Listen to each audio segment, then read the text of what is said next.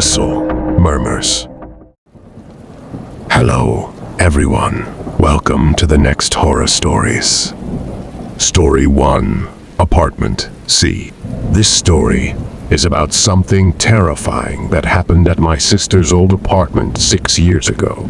She had been living in that apartment for quite a while, and every now and then, something creepy would happen. For example, one day I was alone in the house, and I would hear someone calling my name. Not once, but multiple times. I thought maybe my sister just got home, but when I looked around the apartment, I saw no one else. This happened a couple more times throughout the rest of our stay at this apartment. The next thing that happened was our dog would randomly start growling at the wall. After we told my mom about it, she suggested that we put one of the blessed piece of cloth on the wall. So we did that, and the dog stopped growling at the wall. Fast forward a couple months later, I was alone at the house with the dog. It was late at night, and we were about to go to sleep. I was about to let the dog go use the bathroom outside when the dog just stopped right in front of the glass door and growled and barked like crazy. I thought maybe he saw someone walking in the backyard. Since it was an apartment complex, anyone could just walk across our little section of yard. But when I looked out the door, I didn't see a thing. He kept growling and barking and wouldn't go outside to use the bathroom. I got a little freaked out, so I just closed the door and pulled the blinds. I was starting to freak out, so I didn't go to sleep. I decided to sit on the couch and watch TV. Not even 5 minutes had passed, and the dog started growling at the wall. It wasn't the usual growl that he did at the wall. It was more fierce and loud. He started barking and howling. He looked like he was about to attack the wall. The thing that freaked me out the most, though, was when I saw all his hairs stand up on his body. I instantly knew it was about to get real. I got so scared and jumped over the kitchen table and grabbed the dog and left. I waited until my sister got back to go and get my things. When we went back, the blessed piece of cloth was on the ground about 5 feet from the wall. We didn't know what to do, so we just moved out of that apartment. Story 2, Dad. I was only 17 when my dad laid breathless on his hospice bed. His pale skin was brighter than ever. He had a smile that can say 1,000 words. His coloration finally came back. He actually looked happy. The bed was in the middle of the living room. His last request was to be with the family and not at the hospital. My mom, brothers and sisters all surrounded the bed in tears as we knew my dad had left us that morning. I was glad that he was finally freed from the cancer he had been battling for half of his life. No more needles, no more medication, and last, no more suffering. At first, Dad's death didn't hit me at all. I remember when my dad was still alive, the house was more lively. He would yell and scold at the family for everything or anything. I used to get annoyed, but now there's no more yelling or screaming.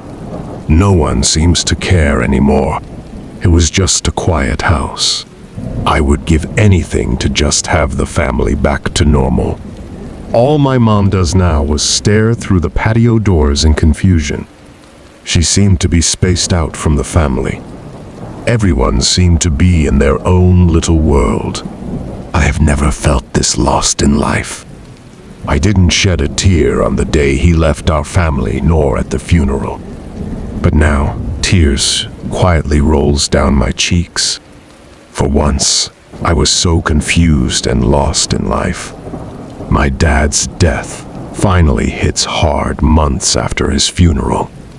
I remember that day. It was a quiet evening as the sun started to set. I couldn't explain my emptiness.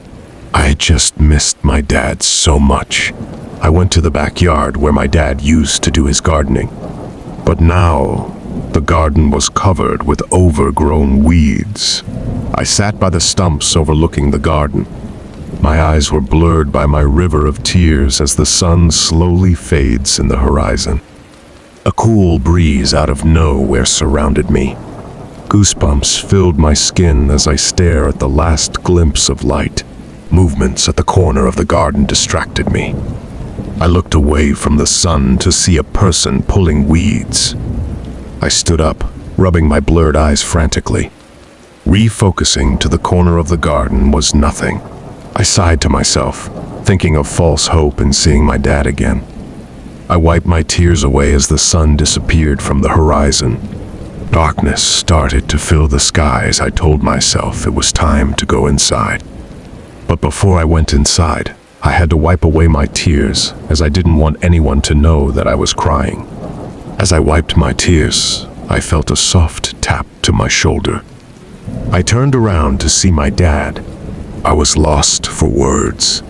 Tears filled my eyes as my body hugged him in happiness. He was cold to the touch. He didn't show any emotions. I was confused in happiness. All I could ask was, "Dad, is this really you?" The man that looked like my dad just nodded. He wore the same dirty blue button shirt and dress pants that my dad used to wear when he's out gardening. There was so much emotions running through me. I didn't know if I was dreaming or actually seeing him. I was not sure if I should have been scared or happy. I had so many things to tell him, but words were fumbling out from my mouth. With his cold 2 fingers, he reached towards my lips and said, "Shh. If you love me, please take me home, as I am hungry and need some food." I didn't know how to answer him. If he's really my dad, why would I say no? I turned to the man and said, "Dad, follow me." I was confused. I'm not sure if I was dreaming or if this was real. Either way, I'm sure everyone would be happy to see him. I walked to the front door of the house with him, following close behind in the shadows. As I opened the screen door to the house, I was met by a set of hard knuckles to my forehead. Lop, hitting me squarely between my eyes. Me, being surprised by the hit, I crouched down in reaction with both of my arms covering my head. Me, expecting a second hit that never came. I looked up to see my mom in fear and anger. "Son, I am your real mom. The thing you have with you is not your dad." My mom screaming, "Whatever you are, if you come in my home and harm my family, I'll make sure you burn in hell." I was now scared and confused.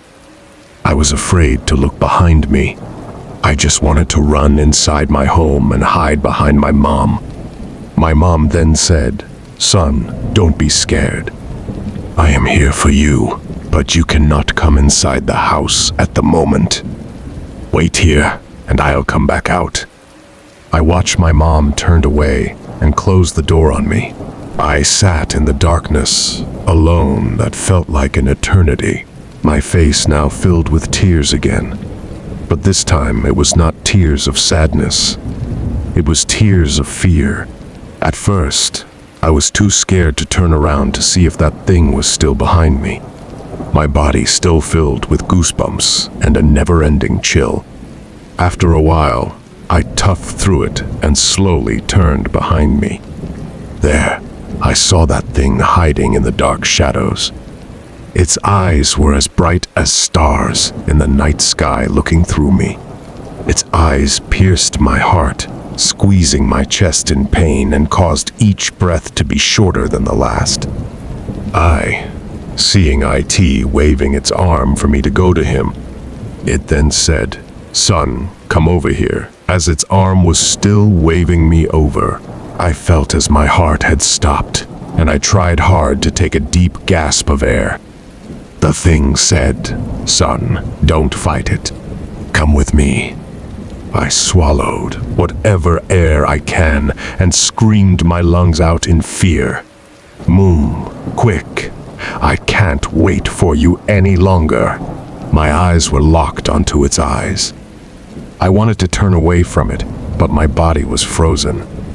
I felt as life was slowly draining away from me, and that was when I heard the door open.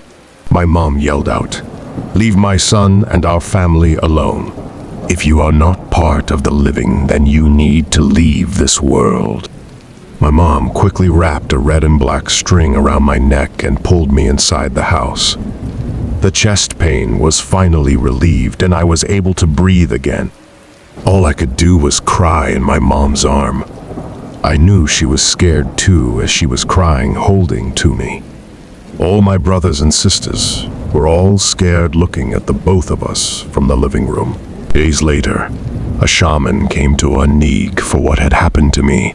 He confirmed that it was a lost spirit. That spirit wanted company and saw that I was vulnerable. My mom said she heard me crying in the backyard. She then saw me talking nobody and saw that I was hugging nothing. As my mom looked closer, she saw a dark figure that was not human-like following me to the door, and that was when she stopped me. The shaman then told the whole family, "Your dad had left peacefully.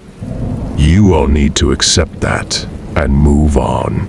As human beings, we have to accept life and death. We need to stop mourning for the dead, as we may invite unknown entities." I have never thought I would be this down in my life. I knew my dad's time was coming up and was prepared for his death, but it was actually the months afterwards that I was not prepared for. I lived in denial and mourned longer than any of my family. This was my awakening to accept that my dad went peacefully to a better place. I have learned to accept that and moved on. Story 3. Hideandsseekorisitpeek. When I was about 9 years old, I tagged along with my parents to a funeral for a distant grandfather. While at the funeral home, I got bored and decided to play hide and seek with the other children there. I know, bad idea. But at the time, I was only 8 years old and wasn't thinking logically. I remembered we played hide and seek for about 30 minutes, and I was yet to be it. I thought I was so clever because I was hiding in very inconspicuous places. Behind the doors, behind the couches the elders were sitting on, even in my parents' car. When one of the older children became it, he vowed to find me since I was yet to be it.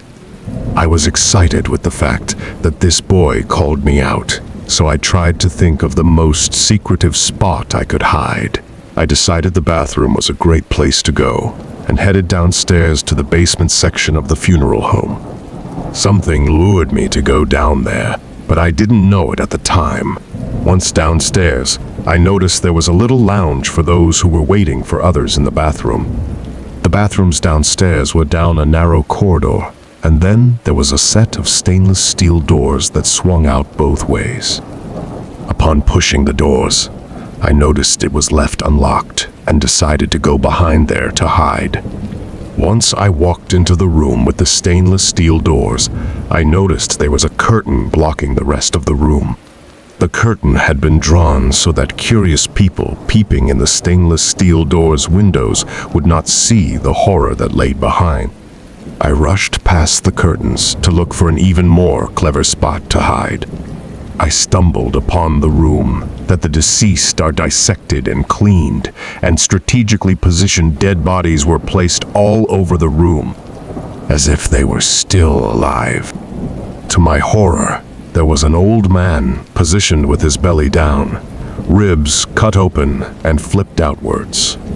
He was suspended on metal hooks from the ceiling, and his arms were outstretched as if he were still alive and trying to catch me.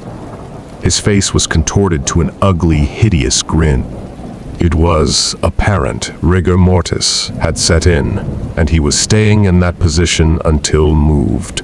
The old man did not yet have any makeup on, and his face had a pasty gray pallor. His lips were purple, and there were a few bruises on his body. I tried to muster up a scream, only to let out a pathetic yelp. I was petrified. To my left, there was a beautiful blonde woman who was positioned into a sitting position with her right leg crossed over her left. She was leaning on another stainless steel table with her right elbow propped up, holding a cigarette and smiling. She too was naked. This blonde woman, however, must have been prepped for a funeral because she had makeup on. Her face looked like she was still alive. The only telltale signs there was no longer any life in her due to the gray coloring of her body. There was another man in the room. Although he had his face and body covered up, he was lying with his back down on a stainless steel table, not too far from the blonde woman.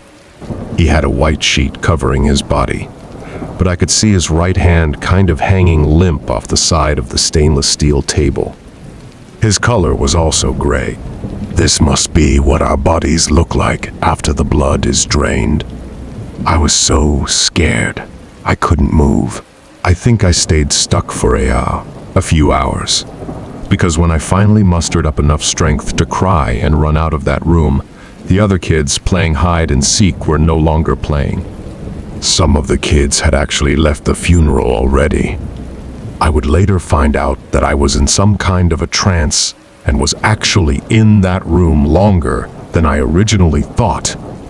I ran all around that funeral home, looking for my mom before finally finding her outside, looking for me. She told me that they were closing down for the evening. She and my father almost left me behind because they couldn't find me. I was sobbing uncontrollably.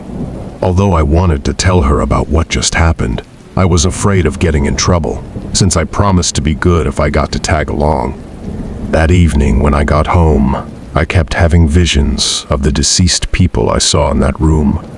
When I went to take a bath before bed, I saw the beautiful blonde woman sitting next to me on the toilet while I was in the bathtub. Scared, I submerged myself in the water in hopes she would disappear. Unfortunately for me, that was not the case. I squeezed my eyes shut as hard as I could and counted to 10 while underwater. Just as I was about to come up for air, I opened my eyes. There, on top of me, peering down at me, was the blonde woman. She was no longer beautiful. She had a very evil look to her, and she pushed me even deeper into the tub. I recall I was fighting and struggling with her, trying to get up to the surface for air, when suddenly, it seemed like the tub got deeper. Beneath me was the old man and the other man with the sheets drawn over him, trying to pull me down. The tub went from being normal to pool-sized in the blink of an eye. Although I fought hard, it wasn't enough to free myself from their clutches, right when I could feel the life force draining from me, as if my soul was about to depart. The little boy spirit I often played with at night, Tommy, appeared and pushed me back to the top of the bathtub.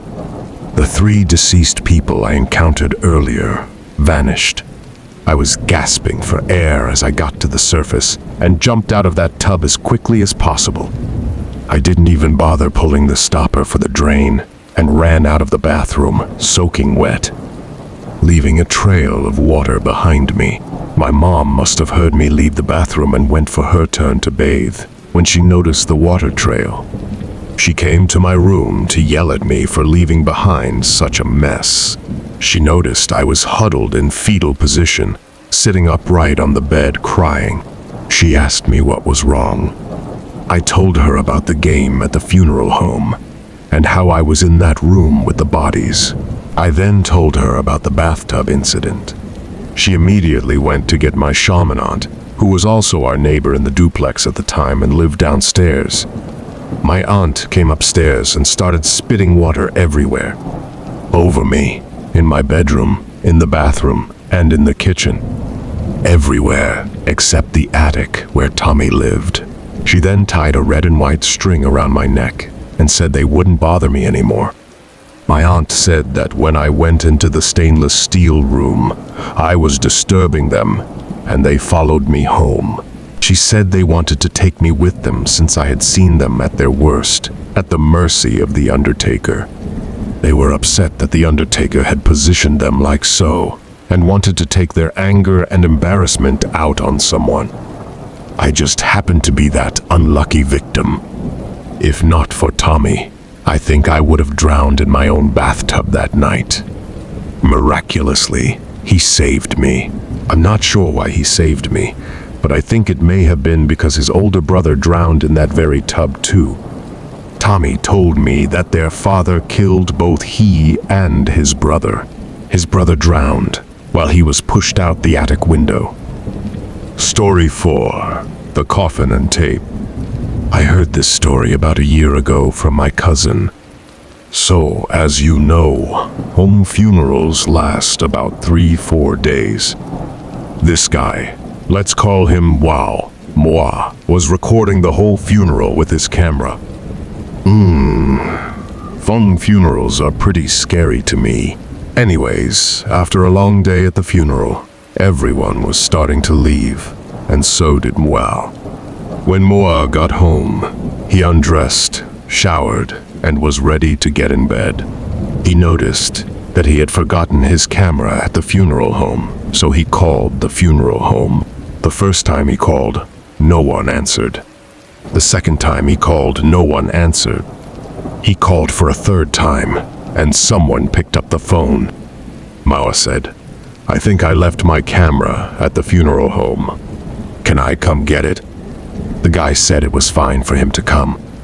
When he got to the funeral home, Moi found his camera still on his tripod, which was in the room where the body is at. But when he found his camera, he noticed that it was still recording. When he got home, he was rewinding it. Then he noticed something weird. He stopped at the part where the phone was ringing. Remember when he called the place? When the phone rang, the 2 times he called, he saw no one. When the phone rang the 3rd time, he saw the dead body from the casket get up and answered the phone.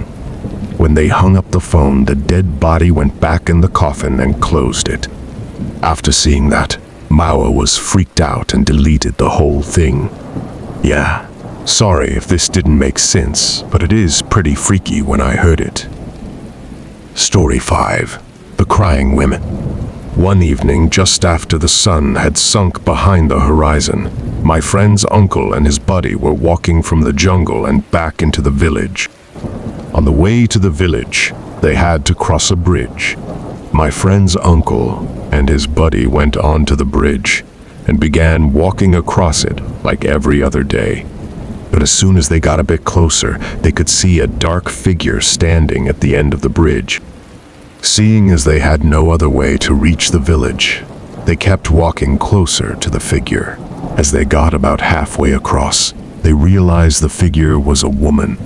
She had her face buried inside of her hands, and she was weeping. This concerned my friend's uncle and his buddy, because there were some robbers in the village. They were worried that maybe the woman got attacked, so they started walking faster towards the woman. When they finally reached her, the woman was still hiding her face in her hands and crying even louder. My friend's uncle and his buddy tried to console the woman and tell her to stop crying, but she wouldn't. They also took the woman's hands and tried to pull them away from her face, but she wouldn't let go. The woman was still weeping loudly, her face buried in her hands, and then she suddenly tilted her head up and removed her hands. All that was there was dead skin. She didn't have a face.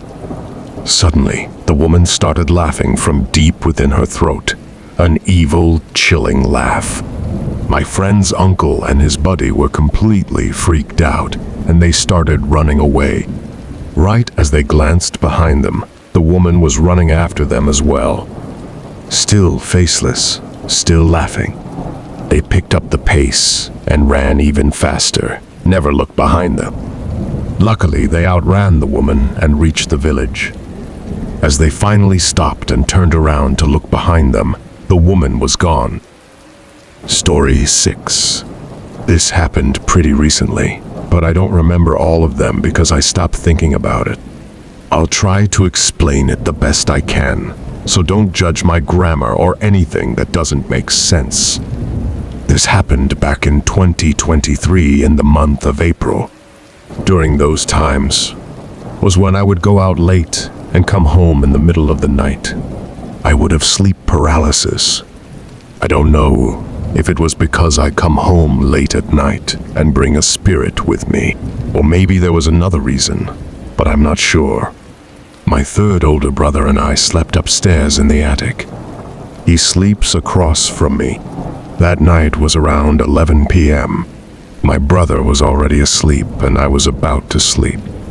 By the time I knocked out, I started dreaming about me, my friends, and cousins. We were playing tag or a game. There would be a random person who was a little girl. At first, I couldn't really see her face that well, but she seemed like a normal person. She would be the one chasing all of us. I don't completely remember what really happened, but all I remember was that I was the one that was getting chased most of the time. I would run the same direction as my friends and cousin, but I thought to myself that if I changed directions, maybe the little girl will chase the others. I separated myself from the others, thinking that I lost her. I got tired and rested at one spot and realized she was behind me across the street. This time it wasn't the little girl anymore. It was a different girl who looked deep in me with those two big eyes of her. I freaked out. After staring at her for a bit, 5-8 seconds, she started to run towards me. I got scared and ran as fast as I can. I was too scared to turn back and look at her. All I could think of was just keep on running.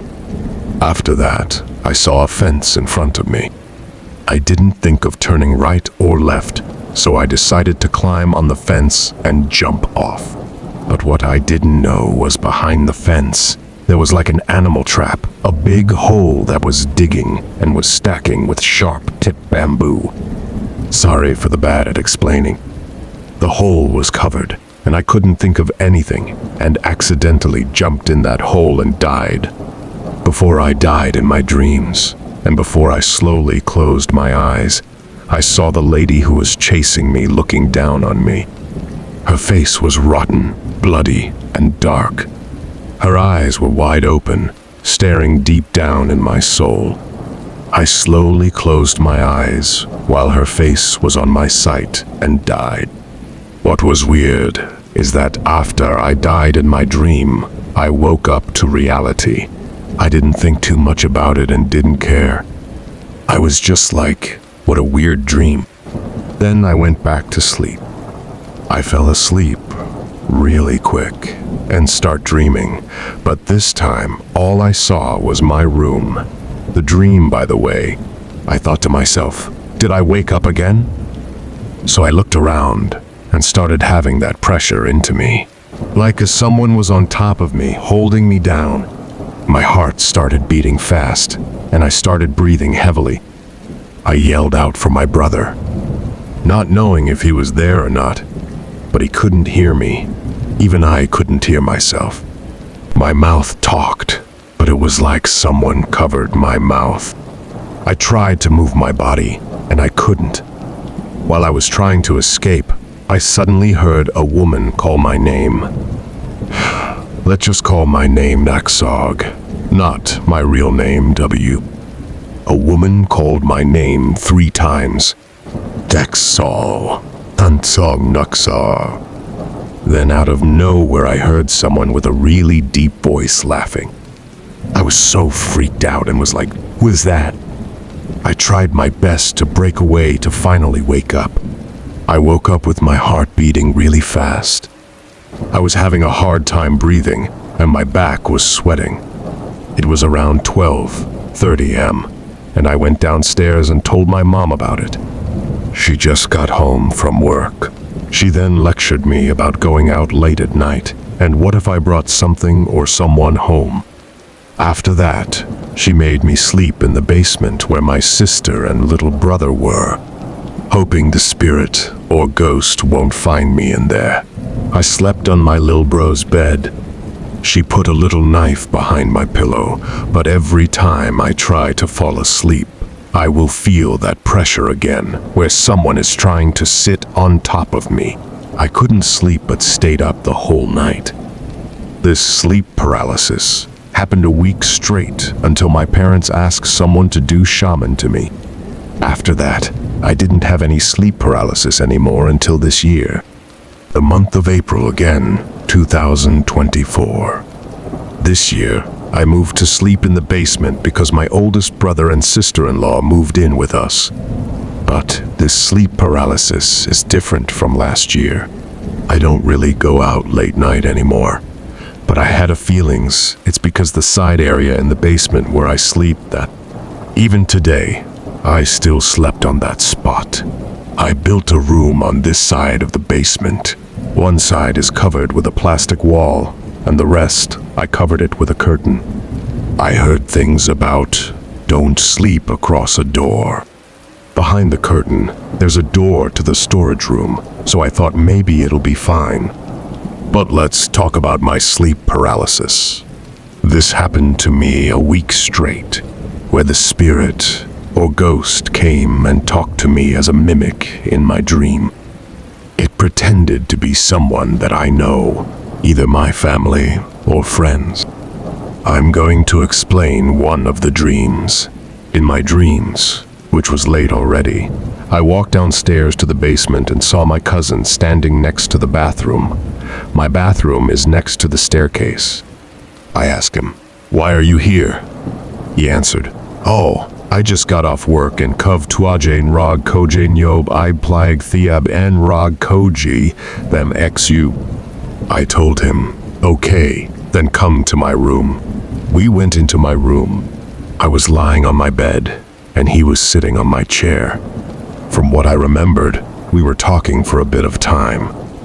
All of a sudden, I started feeling weird, like that pressure where you know you get sat on. I got sleep paralysis a lot of times and realized, oh, it happening again. I couldn't move myself, and I looked at my cousin, who he started to touch me. I didn't understand why my vision was getting blurry, but while looking at him, he didn't look like my cousin anymore. Like he's transformed and changed to someone else. After trying to escape, I took one last look of him and realized it wasn't him. It was a random lady. Her hair was covering her whole face. Everything about her, including her appearance, was dark. After that, I escaped myself and woke up from my dream. Back to reality, me wondering they can become a mimic. But yeah, that was my experience with sleep paralysis. I'm not good at explaining, so I hope everything makes sense and understanding. Story 7. I just wanted to share this story because it's creepy and weird. Over the summer, my family was planning to buy a new house because my brother got married. Place was getting crowded, so we wanted to move out of our duplex. My mom found a house online in Carlton, MN, close to Hillside Cemetery. Since my parents didn't work, they found a time to meet up with these people to check out the house. My dad and mom said the outside of the house was kind of rusty, but the backyard is super wide. They just didn't like how the trees were everywhere, because if there was a storm, the trees can fall onto the house. From what my mom said is, when I got in the house, it was very cold. My mom thought this was strange because it's summer and outside was super hot. My mom took a look around the kitchen and there was a lot of stains. My mom looked at the cabinets and she said there were a lot of rusty jars and roaches. Basically, my mom hates pests. So from that, she didn't even like the house anymore. What my dad told was, the guy, house tour person, and my dad went to look at the upstairs. The stairs were really steep and short. It kept feeling like you would fall from the steps. My dad looked at the rooms. The bedrooms were really small. Otherwise, my dad didn't care. My dad said there wasn't a toilet in the bathroom, only a huge tub. My mom was alone because the tour guy was with my dad. She saw this door in the kitchen, and it led to some stairs going downstairs. As soon as my mom got downstairs, she saw all these witchcraft stuff. She couldn't really describe it, but she knew that the house wasn't good. One thing my mom told me was that there were a lot of big chains. My mom didn't go all the way down. She stood at the middle of the stairs, staring down. My mom went to my dad and said they should leave. It was getting late. When they were leaving, the tour guy asked my parents if they were interested. My mom said straight out no. He said, "It's all right. Not a lot of people are ever interested." As they were leaving, the tour guy told my parents that there once was a suicide downstairs and someone hanged at the backyard. My mom was totally ready to leave. When they came home, my mom told my dad, and my dad said that he was getting a sense like they shouldn't be there. Story 8. Have you ever wondered if these stories are just a coincidence? Like my story above, in 2022, I had just found out I was pregnant. I was probably 8 weeks. Well, according to the resident above, only the girl was left next to me. I was pregnant with a boy and gave birth to a healthy baby boy. This year, in early May, I found out I was pregnant. According to my records, I was already 8 weeks, but the baby was only measuring 6 weeks with a low heart rate. 1 week after my first appointment, I had a miscarriage. I wanted to know the cause, and most of all, the gender. When test results came back, baby was a girl. We had been hoping for another baby girl. Our hearts broke. It has been 90+ days, and I'm just coming back to think about this. Was she never meant to be born? Was I never meant to hold her? Or is she still waiting for me to bring her into this world? Story 9. 2 J's and 2 Jo's. My twin sister passed away when we were still in high school. She was my best friend, and then cancer took her. I don't wish that on anyone. It's so slow and painful, but at the same time, fast and relentless. Slow when you're waiting for a miracle, and fast when the last of days come. I'm 26 now, and, fatefully, I have twins of my own. It's a blessing, but they constantly remind me of my sister and I. They're only toddlers, but they are so similar to us. One day, Koa, the older of the twins, called to me using a pet name that my sister used to call me. I didn't think anything of it at first, and thought that maybe she had heard my husband say it. At dinner, she said it again. "Jace, justice, more juice, please." My husband and I started laughing hysterically. He then asked me if I taught her how to say that. I told him that I didn't. He said that maybe she had learned it from YouTube videos. I looked over to my other daughter, and I felt the hairs on my neck rise. She was just eating and looking at me, almost in a daze. After a moment, she came to her senses, smiled at me, and then started imitating her sister. They, two of them, went into full annoying toddler mode. After we tucked the girls in, I brought up what we spoke about at dinner. "Babe, I think Kua was calling me 2GS the way my sister used to call me 2GS. Remember? She would call me that, and I called her 2JOs. He laughed and said there's no way that was what she meant. Although he tried his best to assure me that I was overthinking this, I still felt very uneasy about it. That night, I was woken by noises in the house. Frightened, I nudged the grizzly bear I call my husband until he got up too. "I think someone is in the house," I whispered. "Did you check?" He responded. I pushed him until he got out of bed. He started walking towards the bedroom door, and I quickly followed. We first went to check on the girls. Koa was in bed, but Song wasn't. I felt a little relieved because it must have been Song making all the ruckus. The rear patio doors was open, so we rushed over. Outside on the deck, Song was sitting on the steps and eating an Oreo. We could hear her talking softly, but couldn't make out what she was saying from where we were standing. I walked over to her and put my arms around her. She turned to look at me and I asked her what she was doing. "Talking to Auntie Antujeus," she said. Every hair on my body stood up. "Baby, who's Auntie Antujeus?" I asked her. She pointed to our fire pit area and said, "She was over there, Mommy." Auntie Nussos said, "Come outside, but Ko won't wake up." I picked her up and hurried back into the house. We put her back to bed and tried our best to do so ourselves. The next morning, we woke up to the girls chasing each other around the house. This would have been normal, except for the fact that they were calling each other Ntujis and Ntujos. After the previous night, and now this, I was really scared, so I called my Uncle Wright and asked him to come over. After meeting with Uncle Cha, he said that he needed to free the girls from my sister's spirit. She had been searching for me for a long time but couldn't find me.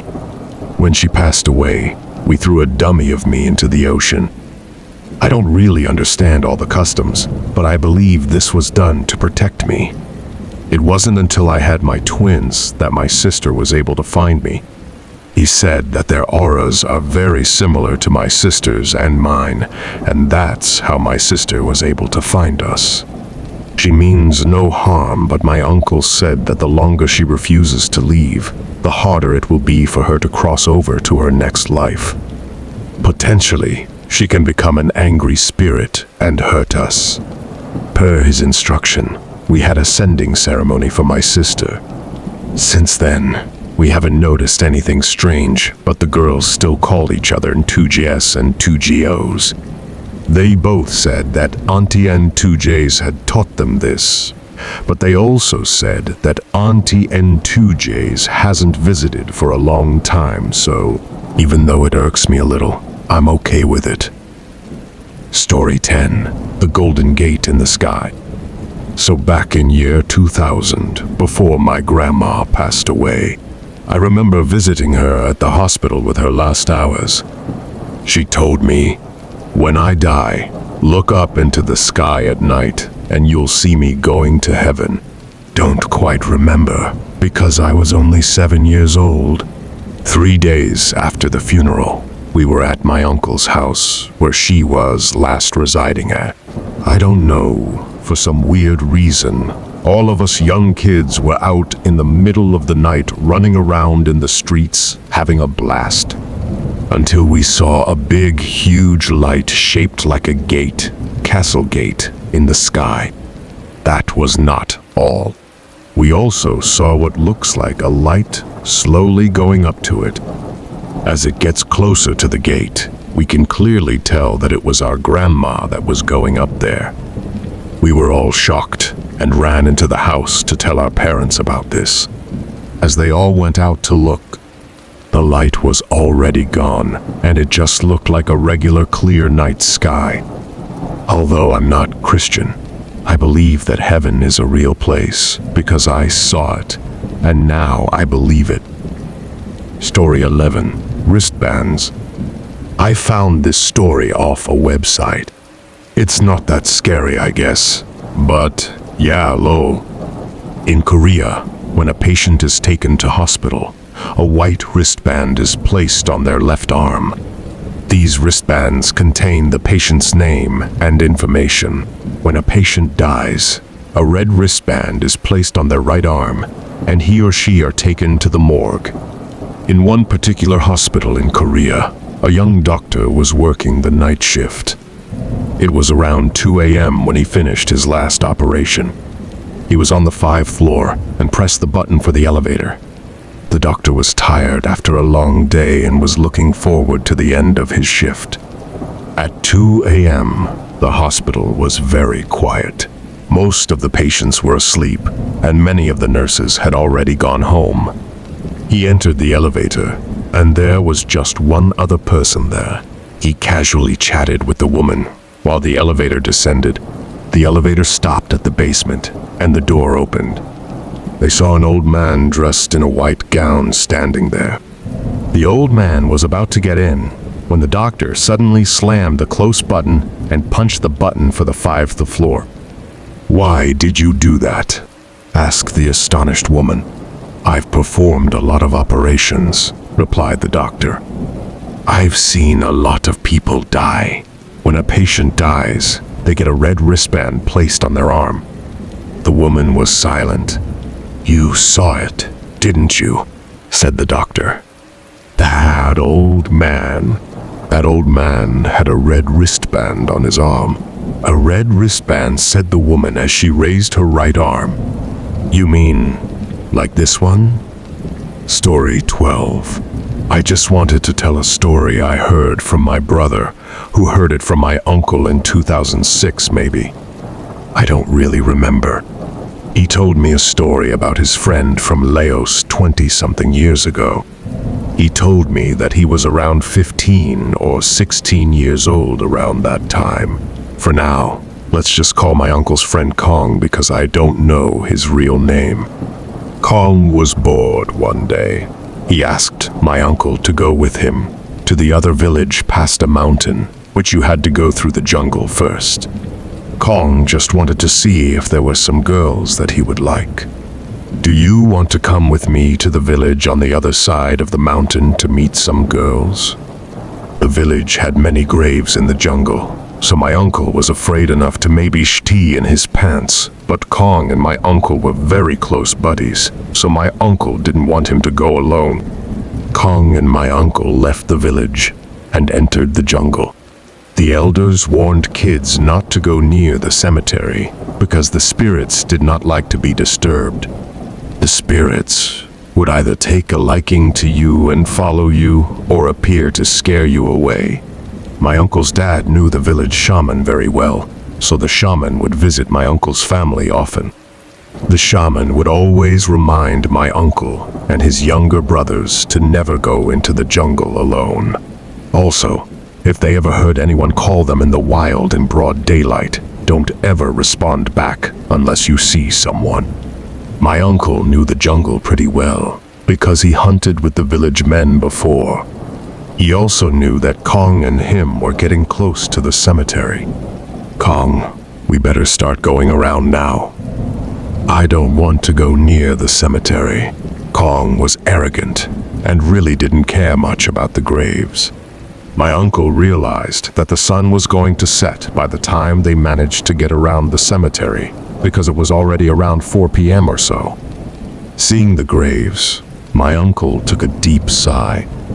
They started sprinting across the cemetery. Unlike American cemeteries, the graves weren't organized and the entire area was filled with graves. They tried their best not to step on the graves. If they did, well, they were screwed. While running, Kong swore he saw a young girl around 7 years old, maybe. Not even 10 seconds later, he saw an elderly man.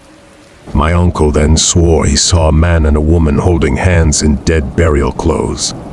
After 10 minutes of dashing across the graves, they finally passed through the cemetery. After telling each other of what they saw, they were pretty shook. It was around 5 p.m., and they were closing in on the mountain. The mountain was more wide than it was tall, so it would have taken at least an hour to walk around it. Going over the mountain would take even longer because of the terrain, maybe. My uncle might have been a little traumatized by what he saw. My uncle heard a masculine voice calling his name. "Tang, Tang." He asked Kong if he heard that. Kong told him that he didn't hear anything, but my uncle's face was serious. They started to speed walk this time. Coming to a crossroad, they looked at all of the ways. This time, they could not tell which way the mountain was because of the canopy. Kong decided to climb a tree and see where the mountain was. He saw the mountain and told my uncle to walk on the left road. They started to go at a good pace again. The deep, masculine voice called my uncle's name again. This time, it was louder. "Tang, Tang, Tang." My uncle was close to passing out on the road. He told Kong about the voice again. Kong said that maybe they should run.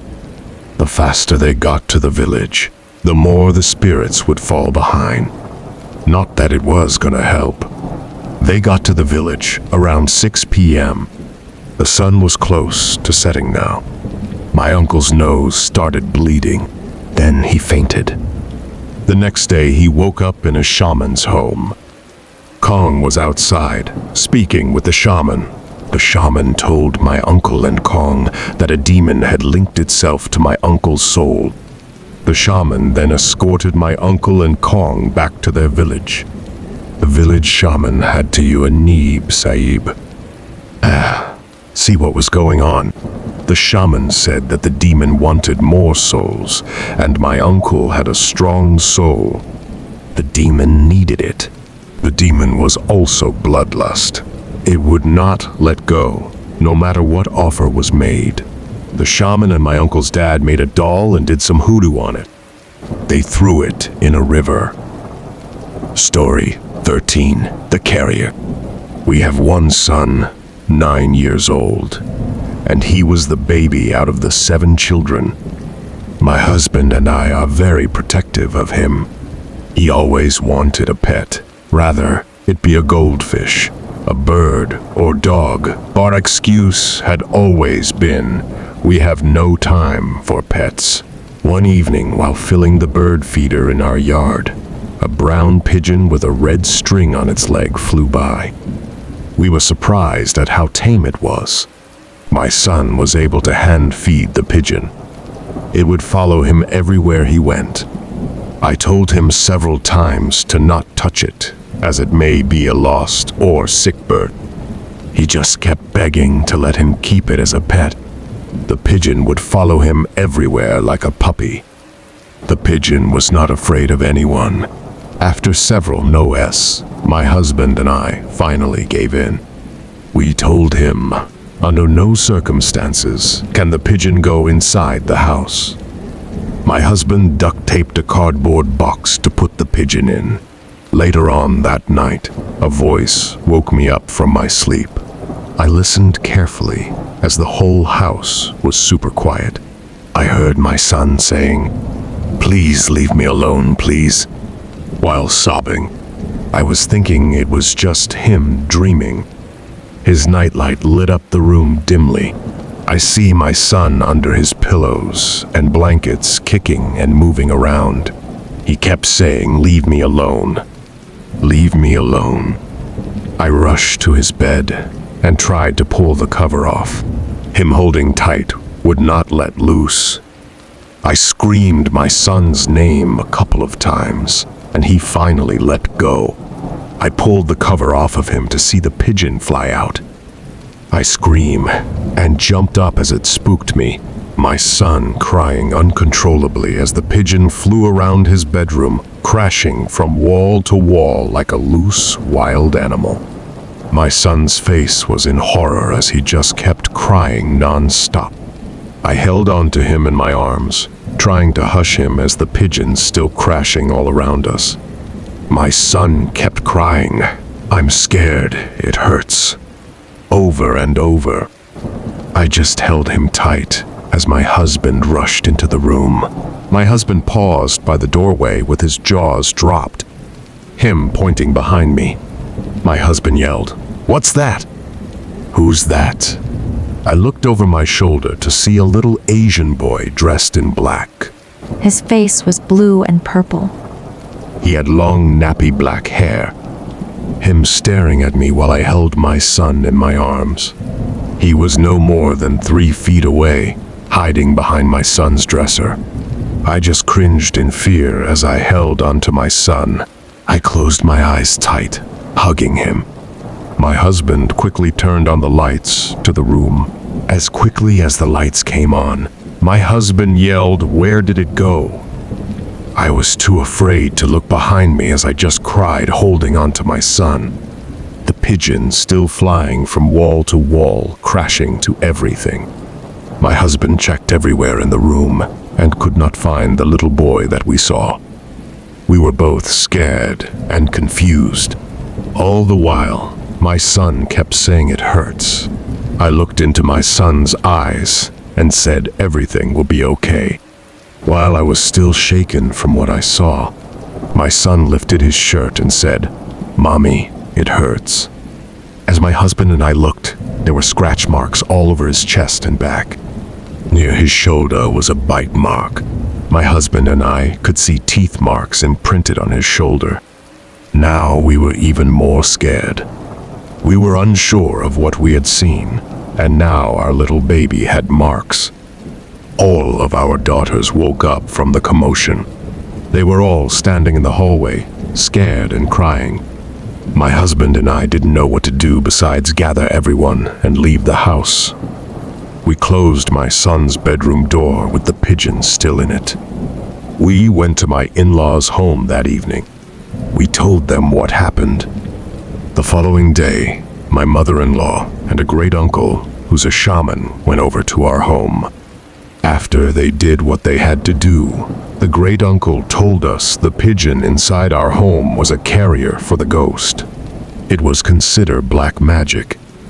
Whoever did this had came upon the spirit and used the pigeon to send the spirit away. For unknown reasons, the pigeon picked our place. Uncle then told us to never ever pick any wild animal items up if we don't know who it belongs to, as it may be a black magic trick of some sort to get rid of something horrible. Thank you for always supporting the channel and welcoming its videos. Wishing you good health, and remember to subscribe to the channel to achieve 1,000 subscriptions.